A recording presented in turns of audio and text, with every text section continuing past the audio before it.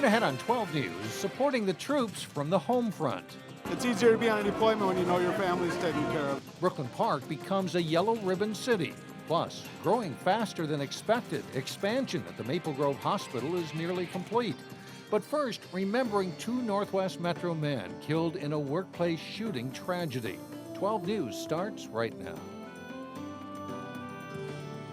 They were kind, quiet men who were taken too soon. Hello, everyone. I'm Mike Johnson. And I'm Alexandra Renslow. Among the victims killed in last week's workplace shooting at Accent Signage Systems in Minneapolis were 34-year-old Jacob Beneke of Maple Grove and 58-year-old Ronald Edberg of Brooklyn Center.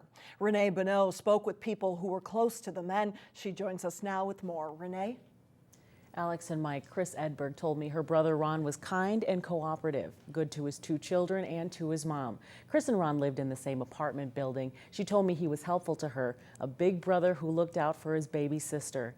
I also spoke with a friend of Jacob Beneke's. She said he too was kind, caring, and incredibly creative. He just really got into his art. It was his way of getting away from reality, I think. Outside of work, Jacob Beneke was an artistic recycler who drew his inspiration from the junkyard. Giant springs, parts of farm equipment, anything he could find, even Heineken beer caps he would add in there. And it was very fun and playful and whimsical, and we enjoyed it. The Maple Grove resident often showed his work at the Maple Grove Arts Center. Jacob traditionally won an award every show. He just recently joined the board of directors and was working to help artists display their work in local businesses. He was very unique to the Arts Center. And the center's executive director, Lori Link, described Jacob as a quiet man whose artwork spoke volumes. You could tell in his art that he was happy and whimsical and just was very friendly and nice. He will be greatly missed as an artist and a friend. Funeral services for the owner of Accent Signage were held over the weekend. The service for Ronald Edberg is Tuesday at Methven Taylor Funeral Home in Anoka. Visitations from 5 to 7 p.m., followed by the funeral at 7. The service for Jacob Beneke is Wednesday at Evans Nordby Funeral Home in Brooklyn Center. Visitations from 10 a.m. to noon. The funeral is at noon. The Maple Grove Arts Center is planning on holding a benefit for Jacob Beneke's family, with all proceeds collected going to his wife and young son. Mike? All right. Thank you, Renee. In New Hope, dozens of former students and administrators gathered this weekend to pay tribute to a longtime educator. Elmer Kamppainen worked for the Robbinsdale School District for 31 years. He died in August. But memories of how he ran Cooper High School as its principal for 13 years were still vivid. He was the one who really fought for Cooper High School staff and students to try to get everything that he could within our resources. Elmer was a gentleman, as well as so many other things, and absolutely awe-inspiring for us as parents. Kamppainen retired from Cooper in 1985. He was 87 years old when he died. A local brewer is looking to build a highly sought-after brewery in Minneapolis. Surly, which got its start, of course, in Brooklyn Center, has been working on plans for a new $20 million destination brewery since 2011. Now a site about a half-mile east of TCF Stadium in the Midway area has risen to the top of Surly's potential list. The company says it is not a done deal yet. They hope to win grants from the state and the county to help clean up the industrial property. A major drug company is planning a big expansion in Maple Grove. Upsher Smith wants to add more than 120,000 square feet to its building near Interstate 494. The project will include a 3-story building for offices and labs. They also plan to add a large warehouse. Work should begin next spring. Meantime, a major expansion project is close to wrapping up at the Maple Grove Hospital. Since opening in December of 2009, more than 15,000 patients have been admitted to the Maple Grove Hospital. And in today's Business Matters, we take a look at what's fueling the growth of this new hospital. If you were doing the diagnostics on the Maple Grove Hospital, the prognosis would be good, very good. When we opened, we opened with no patients and 90 beds and said at some point we hope we fill those and we will grow from there. We didn't anticipate doing it this quickly. Less than 3 years after opening, the new hospital is months away from completing its first expansion. We are on the 4th floor, the newest space to be built out. The hospital was built with growth in mind. An unfinished 4th floor is now nearly finished with room for an additional 40 inpatient beds. What are we looking at? This is Gavin and Gabe. The fast growth is partially fueled by a baby boom. Baby brother Gavin was born Friday morning at 7:57. Nearly 8,000 babies have been born here since the hospital opened at the end of 2009. We are averaging about 11 babies a day. It's very exciting for us.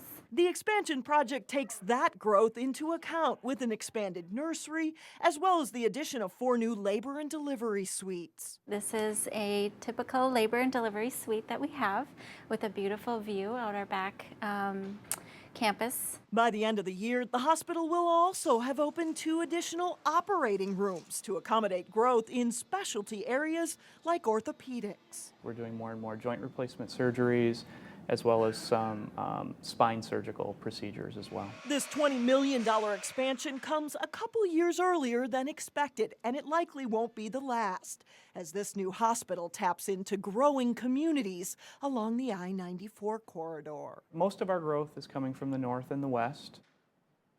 The hospital is licensed for 300 beds. This latest expansion should be complete by December, and it will bring the hospital up to a total of 130 beds.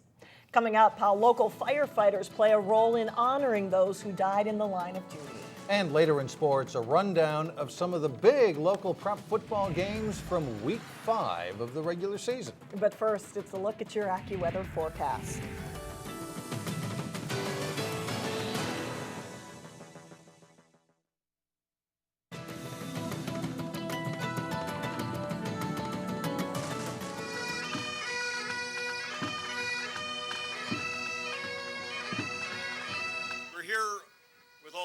To extend our deepest condolences to the families and friends of Minnesota's 207 fallen firefighters. Minnesota firefighters who died in the line of duty are now forever memorialized on the grounds of the state capitol. A crowd of several thousand people gathered Sunday for the unveiling of the Minnesota Fallen Firefighter Memorial. The $600,000 memorial pays homage to all the heroes who died in the line of duty since 1881. The names of 207 firefighters were read, and for many in attendance, it was an emotional day that was long overdue. We've always had a memorial for many years, but we've never actually dedicated it and honored each individual for their loss and for their efforts. It's an amazing culmination of a lot of people's hard work to get us to this point in order to bring closure to some families that have waited, in some cases, 130 years for this day to arrive. Brooklyn Park Fire Chief Ken Perlman helped organize Sunday's event. Donations from members of the public, Minnesota businesses, and the state's firefighting community helped pay for the memorial. In Brooklyn Park, officials were remembering a different kind of hero this weekend. And Brooklyn Park is the latest city to be designated a yellow ribbon community, meaning it's dedicated to support troops and their families. Shannon Slatton explains how the community formed a network to do that. Behind the fanfare and flags of the Freedom Salute campaign that honors citizen soldiers, there's someone else in the limelight. It's tough being a soldier, but it's tougher loving a soldier. Brooklyn Park is now a yellow ribbon community. Brooklyn Park has a long-standing history of supporting our nation's military. And the community is honored by military brass and elected officials. Brooklyn Park is showing that you're not just a community, you're actually a family. It's not just about Memorial Day or Veterans Day, it's really about every day. To earn this designation, a committee worked through a 16-step process over the past year, connecting organizations and agencies, all to support deployed troops. It was very helpful to me. I didn't realize how hard it would be once Rick left. The network helped Tracy's family get school supplies and more. I was able to find somebody to come and do my yard, help me with some landscaping, and took a big, huge weight off of my shoulder for sure. Service members like Scott Hansen say he's proud his city is behind him. It's easier to be on deployment when you know your family's taken care of. In Brooklyn Park, Shannon Slatton, 12 News. There are around 150 yellow ribbon communities in Minnesota, including Plymouth in the Northwest Metro. Coming up, you will hear from candidates running for Hennepin County Board in the Northwest Metro. And up next in sports, they are off and running at one of the nation's top cross-country meets. John Jacobson has the highlights and more when we come back. Well, John Jacobson with sports now, and you think you're off to a good season? You have a bunch of wins in your back pocket? This has got to be a tough deal. Tough situation for the Osseo football team. 2 fewer wins than they thought they had. Despite 5 straight wins on the field to start the season, the Osseo High School football team's official record is now 3-2. That's because the school self-reported that an ineligible athlete had played in the Orioles' season-opening wins over Centennial and Maple Grove. An administrative error in documentation resulted in the forfeiture of the 2 games. State High School League officials confirmed the penalty. The now 3-2 Orioles host Park Center for homecoming Friday afternoon at 5. We'll hear reaction from the Orioles Tuesday afternoon starting at 4 here on 12 News. The week of football in the area included a tough road win for Osseo that does count as a win. After being held in check in the first half by Andover, the Orioles went to a strictly rushing attack in the second half, and it paid off. The 1-2 punch of Bridge Tussler and Troy Cray helped the Orioles overcome a 7-3 deficit to beat Andover 22-13. Cray rushed for 157 yards and a touchdown, while Tussler had 131 and 2 touchdowns. Also in the Northwest Suburban, Armstrong won for the first time in the Dave Frisell era, winning at Park Center 9-7. Ethan Carpenter carried the ball 19 times for 140 yards and a touchdown, all in the second half in the Falcons' win over the Pirates. Wayzata won a defensive battle, 14-0 over Minnetonka in their late conference opener. Will Long's 91-yard interception return for a touchdown late in the second quarter keyed the win for the unbeaten and second-ranked Trojans. And Breck came up a winner on homecoming on Saturday. The Mustangs down St. Paul Academy, Mounds Park Academy, 14-6 to improve to 2-3. Tillen Hollis and Derek Watala scored for Breck. The Griak Invitational, hosted by the University of Minnesota, draws many of the best collegiate and high school runners from around the country. The 25th annual meet was run Saturday at the U's Let's Bolstead Golf Course. Wayzata, one of 50 teams in the boys' top division at the Griak. That's the gold division. Good finish in this race, too. Bismarck, North Dakota's Jake Leingang in the maroon coming up here. He'll outkick Carl Hirsch from Brookfield, Wisconsin for the win. 15 minutes, 42.37 seconds is Leingang's winning time. Hopkins' Joe Klecker in the black top and shorts comes in with the best time among local runners. He finishes 9th overall. Connor Olson of Wayzata, 9 seconds after Klecker. He places 13th, and Wayzata's team finishes in the top 10. Now to the girls' gold race, where the race winner is Maria Hauger of Shakopee. She's the 3-time defending Minnesota State cross-country champion. She crosses first in 17 minutes and 50 seconds. Wayzata's Anna French in the blue top is the top local runner. She finishes 16th overall. Michaela Keller-Miller of Wayzata comes in 22nd in the gold division. Dowling Catholic of Iowa wins the boys' gold division. Bismarck is second, with Madison West of Wisconsin in third. Wayzata finishes in 8th place. In the girls' division, Naperville North of Illinois takes the championship. Redondo Union of California is second, and Wayzata finishes 4th.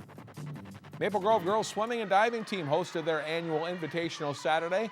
100 butterfly, Mackenzie Merriam wins for Wayzata in 59.91 seconds. Her teammate Madison Price is second. 100 freestyle close race, Armstrong's Brooke Evenson and Maple Grove's Aaron Buck, with Buck touching home first for the win. The Falcons pick up a victory in the next race. Courtney Evenson wins the 500 freestyle. Her time 5 minutes, 9.63 seconds. 200 freestyle relay, Emma Paulson anchors Wayzata to an easy win, 1 minute and 41.6 seconds. In the 100 backstroke, Buck takes it from Maple Grove. Her winning time 59.27 seconds. The last race of the day, the 400 freestyle relay, is won by Wayzata's team of Paulson, Merriam, Zoe 2, and Price. They win it in a time of 4 minutes, 6.44 seconds. Wayzata wins the meet, 481 team points for them. Maple Grove is second with 312. Wausau East is third, 1 point ahead of Cretin-Derham Hall, and Armstrong is in 5th place. That's Look at Sports for today. All right, thanks a lot, John. Now to Local Vote 2012 and the race for Hennepin County Commissioner from District 1. Incumbent Mike Opat has been on the county board since 1992. He's running against Chris Rain. This is Rain's first try as a political candidate. Hi, my name is Chris Rains, and I'm running for Hennepin County Commissioner.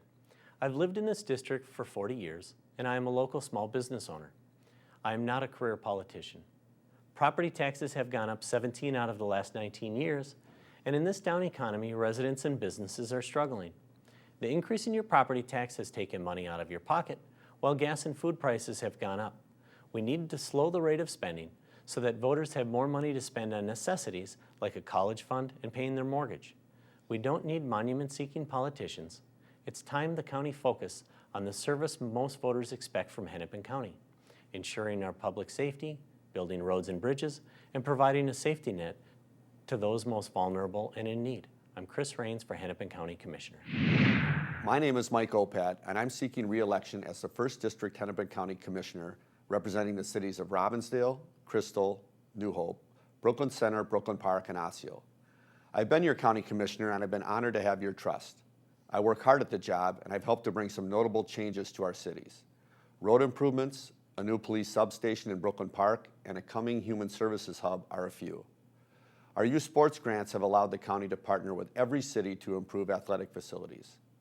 During the recession, we have reduced the number of county employees and held county property taxes flat. I have the personal endorsement of every mayor in my district and look forward to another term to work for you. So please, vote Mike Opat for Hennepin County Commissioner on November 6th. Thank you. And we will hear from 2 more county board candidates tomorrow. We'll be right back.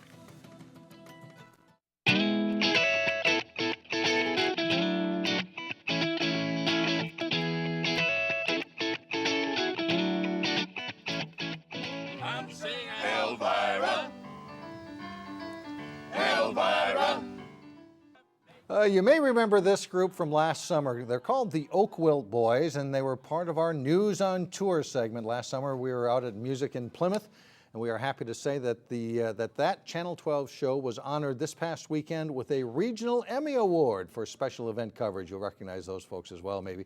So thanks to the Plymouth Civic League, they helped us put that show together, and of course to everyone who had a hand in putting that one together, and there were a lot of people behind the scenes that made that work. A whole team effort, right? Yeah, I mean that was a great deal because the Minnesota Orchestra was there along with the Oakwilt Boys, of course, and beautiful setting. Plymouth had just recently finished all their remodeling and renovations, so great. Did you give a big speech on Saturday? Yeah. You have to fight the urge to say I'd like to thank the Academy, right? But nice to be honored as a group for that award. It is good.